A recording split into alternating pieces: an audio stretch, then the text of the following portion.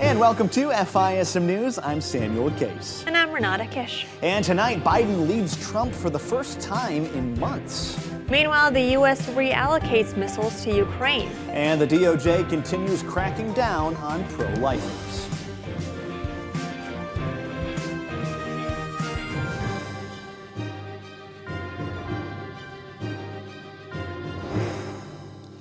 But first, the fallout continues from the anti-Israel protests on college campuses. Manhattan DA Alvin Bragg dismissed charges yesterday against 30 Columbia students and staffers who took part in April's anti-Israel protests on that campus. Prosecutors say there was insufficient evidence to prove individual defendants damaged property or injured anyone during the Hamilton Hall takeover a couple months ago. The protesters covered surveillance cameras and wore masks at the time of that protest. Critics responded, saying the decision did nothing to discourage protesters from similar actions in the future. The office is now deciding if it will prosecute misdemeanor trespassing charges against another group of 13 defendants, 11 of which are not affiliated with the school. They are due in court next month. Meanwhile, the U.S. Customs and Border Protection released its latest data for migrant encounters in May. It's currently reporting a 25% decrease in arrests since President Biden's temporary block was enacted earlier this month. The agency added that these numbers could fluctuate, so they will continue to monitor the situation. The report also showed that compared to April, migrant encounters in May decreased by 9%. Single adult encounters decreased by 11%. Overall, there were nearly 118,000 encounters along the southwest border last month. CBP Commissioner Troy Miller said in a statement, quote, "Our enforcement efforts are continuing to reduce southwest border encounters, but the fact remains that our immigration system is not resourced for what we are seeing." And while that's going on, Donald Trump is promising to take President Biden to task about the border crisis in next week's debate. Trump said on Truth Social yesterday he's going to make Biden explain, quote, why he has allowed millions of people to come into our country illegally. Trump's post comes in light of horrific news this week of 2 illegal immigrants sexually assaulting and murdering a 12-year-old girl in Houston, Texas. It's a total outrage in everyone in this city. You have a 12-year-old girl who's kidnapped and killed near her house by people who've crossed the country illegally. I mean, it's just a gut-wrenching feeling for not only the Houston police officers, but also the citizens of Houston.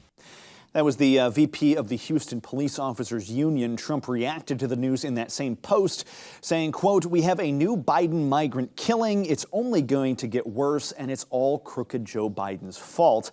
Immigration remains a top issue this election cycle, with polls consistently showing voters trust Trump with the migrant crisis more than Biden, although Trump did receive some backlash from immigration hawks this week when he proposed giving automatic green cards to non-citizens who graduate from college. It's so sad when we lose people from Harvard, MIT, from the greatest schools, and lesser schools that are phenomenal schools also. What I want to do and what I will do is you graduate from a college, I think you should get automatically as part of your diploma a green card to be able to stay in this country. And that includes junior colleges too. Anybody graduates from a college, you go in there for 2 years or 4 years. If you graduate or you get a doctorate degree from a college, you should be able to stay in this country. Meanwhile, independent candidate Robert F. Kennedy Jr. has failed to qualify for next week's presidential debate on CNN. Though Kennedy appeared to be a viable third option to challenge either former President Trump or President Biden, his numbers fell short of CNN's deadline yesterday. While he met the 15% threshold in 3 national polls, he only collected 89 electoral votes out of 270. That's the key number for winning the presidency.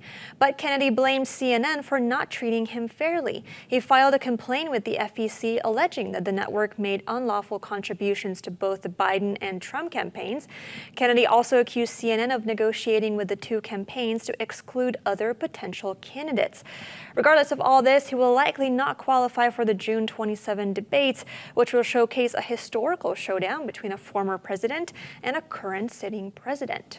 Certainly be fun to watch regardless. Meanwhile, it does look like Donald Trump shouldn't get too comfortable with his polling lead just yet, as the latest national poll from Fox News shows Biden leading Trump 50-48, the first time Biden's been ahead in the Fox polling since October.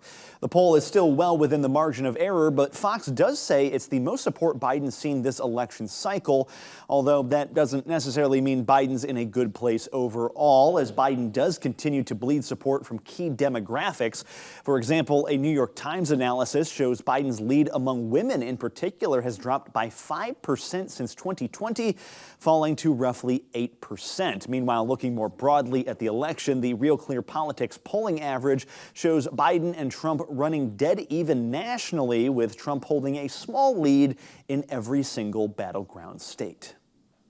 At the same time, the National Republican Senatorial Committee is laser focused on regaining a majority and plans to spend over $100 million on ads to flip seats. Republicans are facing a cash crunch compared to Democrats, but are going on the attack. Ads will start in Arizona, Ohio, Michigan, and Nevada next week. Those ads are expected to use a combined candidate party format to capitalize on President Biden's flagging support in the states. The GOP must pick up 2 seats to gain the majority. They're expected to flip centrist Joe Manchin's West Virginia seat. And we'll get into international news when we come back from this break. Hi, I'm Aisha. At first, I was debating whether or not I was really pregnant and took a test. While I was waiting, they talked to me about different pregnancy choices and different options and information that helped me be more educated. To confirm, I got an ultrasound of the pregnancy test, and it was for sure positive, and I got to hear and see my baby for the first time. Hearing the heartbeat made me cry, and it was certain that I was going to keep my baby forever. Do you want to invest in biblically responsible stocks? Financial Issues can help. For only $132 per year, our team of experts will help you make wise decisions with your money and guide you to successful investments that will not dishonor God. You'll also have access to our portfolio tracker tool, which will help you keep an eye on your asset allocations, and our buys and sells page, which will give you valuable information about biblically responsible stocks. Being a Financial Issues partner is the best way to invest in accordance with biblical values. Make the most of your money by becoming a partner today. Sign up at financialissues.org. That's financialissues.org.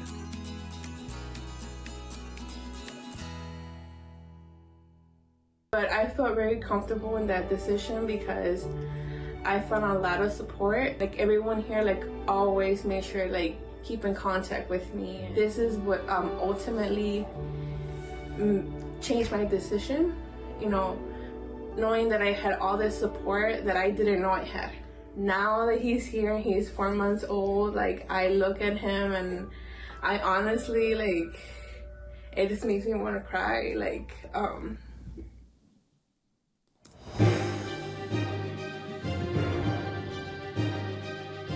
All right, and welcome back to FISM News. I'm Samuel Case. Let's return now to our coverage for today with some international news, starting with a report coming out of Israel, especially relating to the Israeli military. FISM's Ian Patrick has that report.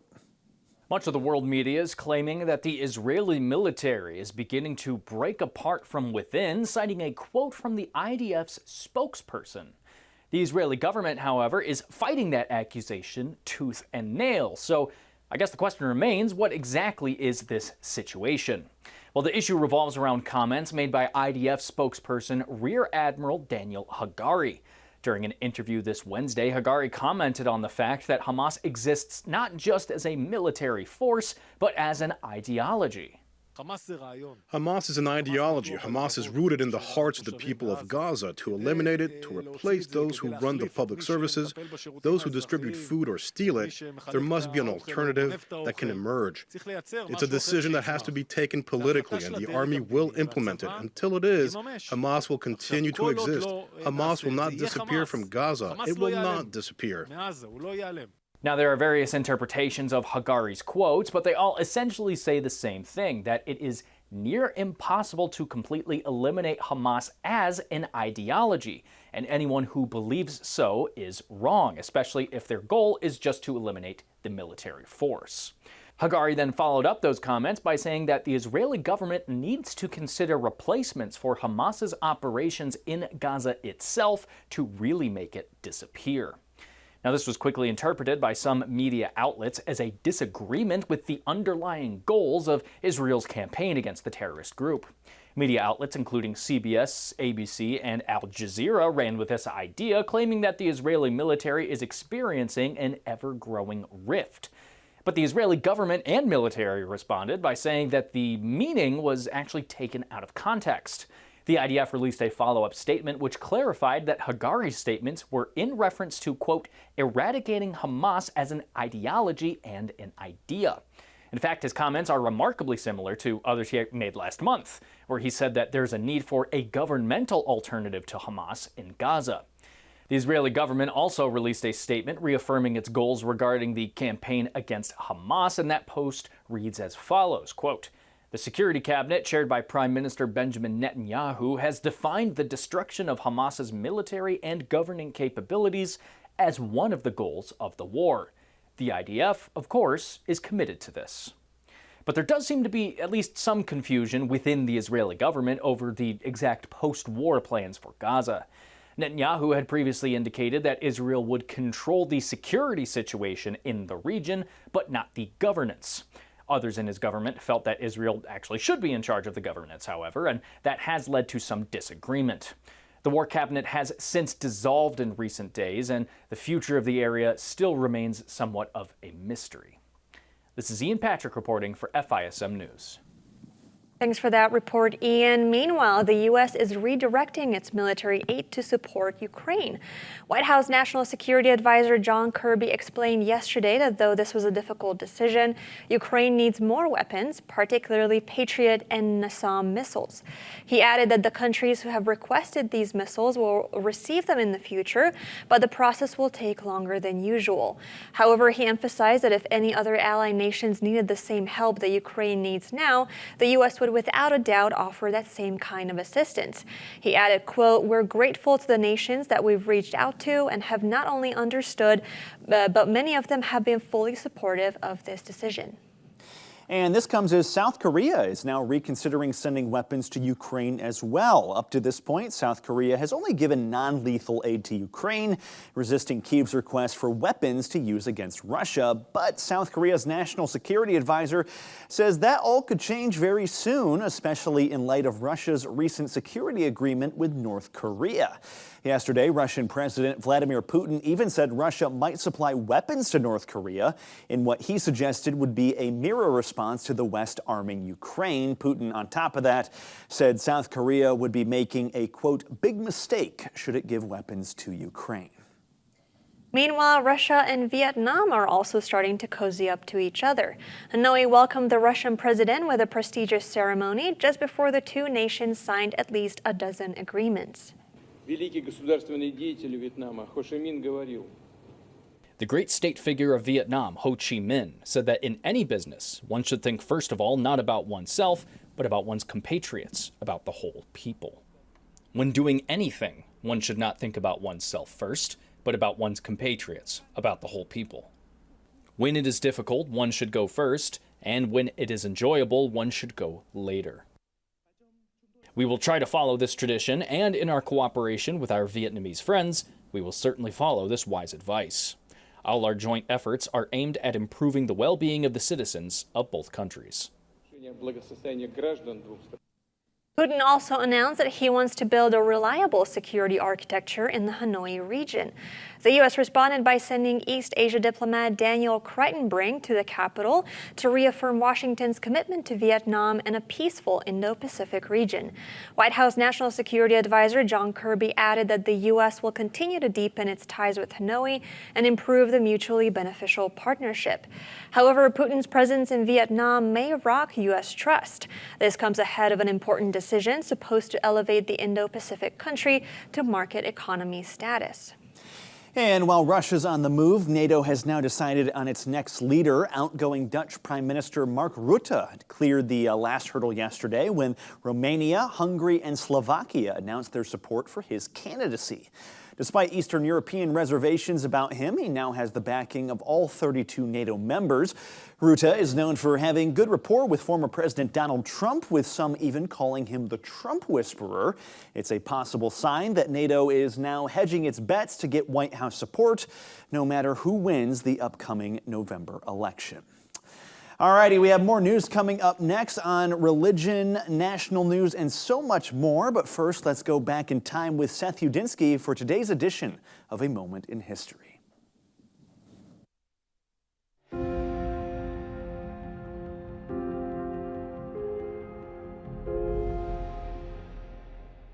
Welcome back to A Moment in History. I'm Seth Udinsky.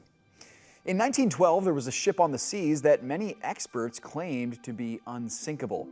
It was, if you will, a modern wonder of the world, a floating palace, and would be expected to be a mighty vessel enjoyed by thousands for decades to come on the seas.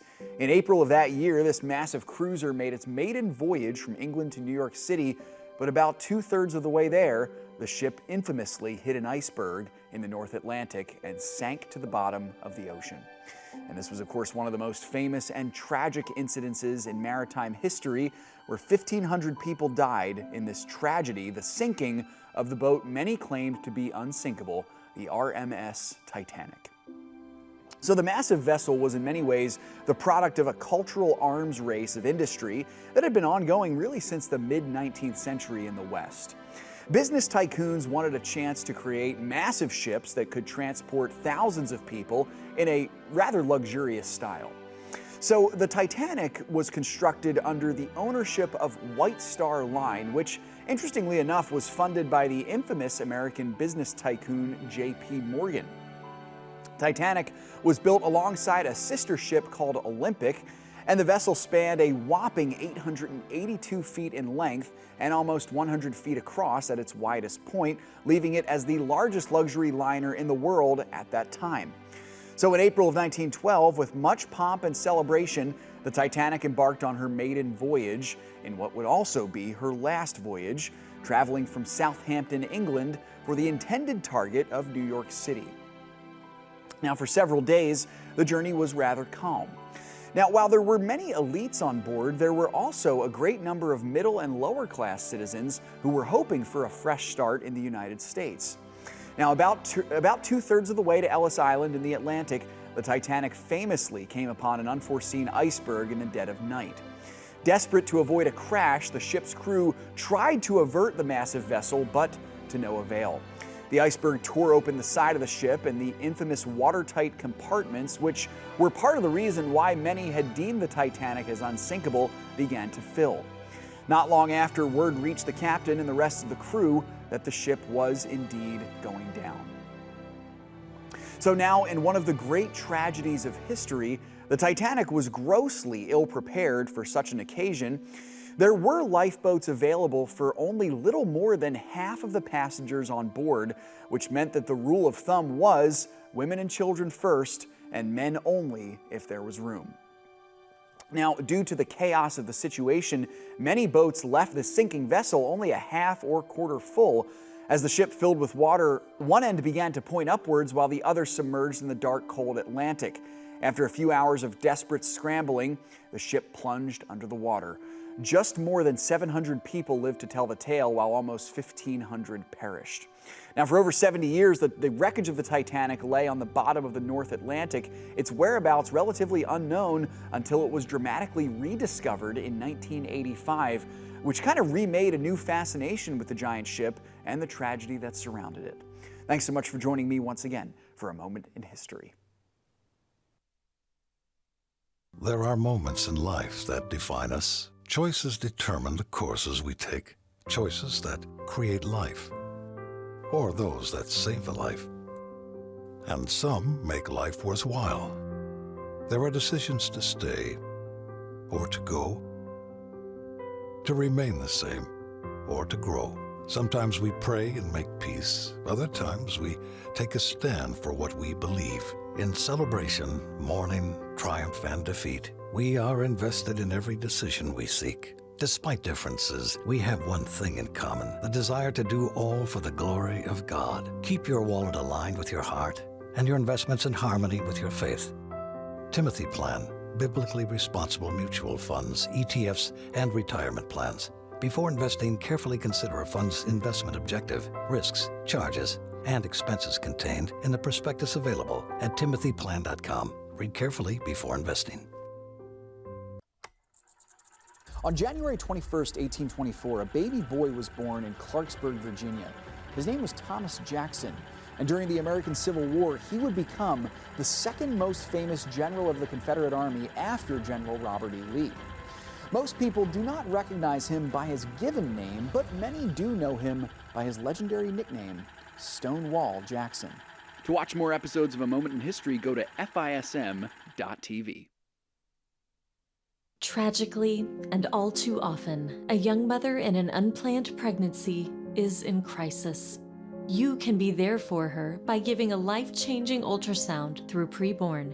Seeing her baby on ultrasound is a game changer, doubling the chances she will choose life from 40% to 80%.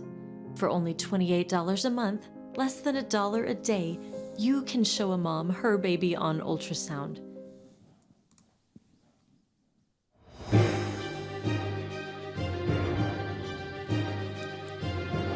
And welcome back to FISM News. I'm Renata Kiss. Well, yesterday, the Supreme Court rejected a challenge to a one-time income tax that applies to certain offshore business income. The tax hits American-owned businesses that operate in foreign countries. Investors Charles and Kathleen Moore argue that the law is similar to taxing based on assets rather than income, which violates the Constitution. The justices rejected their decision would open the door to future wealth taxes, writing that they were only addressing the precise and very narrow question of the 2017 law. They went so far as to say that the opinion does not authorize any hypothetical congressional effort to tax undistributed income. Justice Clarence Thomas and Neil Gorsuch dissented with the majority opinion. The Trump-era law is expected to generate $340 billion. Meanwhile, the IRS says the vast majority of pandemic-era credit claims were actually scams. The IRS recently conducted a review saying that the over 1 million employee retention credit claims were ripe with fraud. They found that 10 to 20% of them showed what they called clear signs of being erroneous, while another 60 to 70% of them showed unacceptable risk. IRS Commissioner Danny Werfel said the investigation confirmed widespread concerns about a large number of improper claims. While initially meant to help businesses retain employees during the COVID-19 pandemic, the program quickly fell victim to widespread fraud. Scammers oftentimes offered to help small businesses file claims for the program, even if they were not eligible. And in new court briefings filed yesterday, lawyers representing the social media platform TikTok accused the Biden administration of wrongdoing. TikTok claimed that the Biden administration's law forcing the sale or ban of the platform was both unconstitutional and politically motivated. The brief reads, "Never before Congress has silenced so much speech in a single act."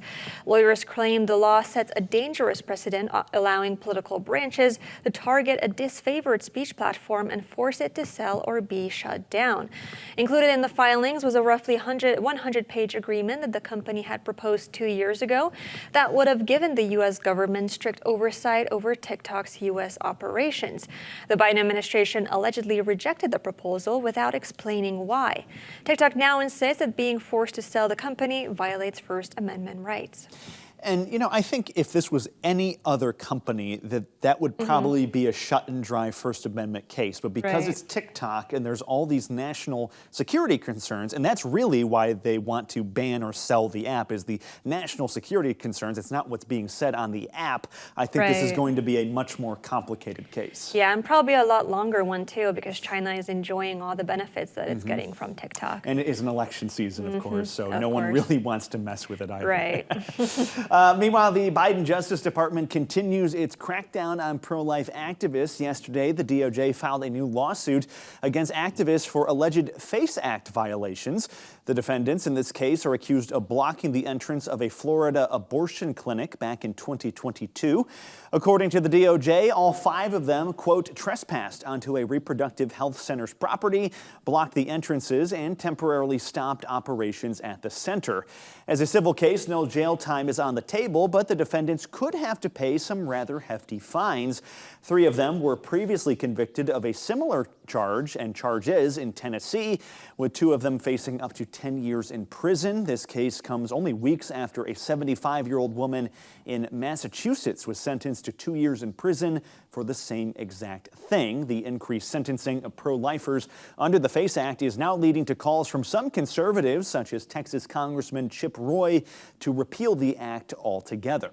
Of all of the prosecutions under the FACE Act, 126 were against lifers, 4 were against people that were contrary to life or pro-choice, or whatever you want to say.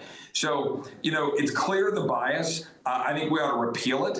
I want to make sure that some of the protections in there for churches, that we make sure there's statutory angles that we can go, but we need to repeal it.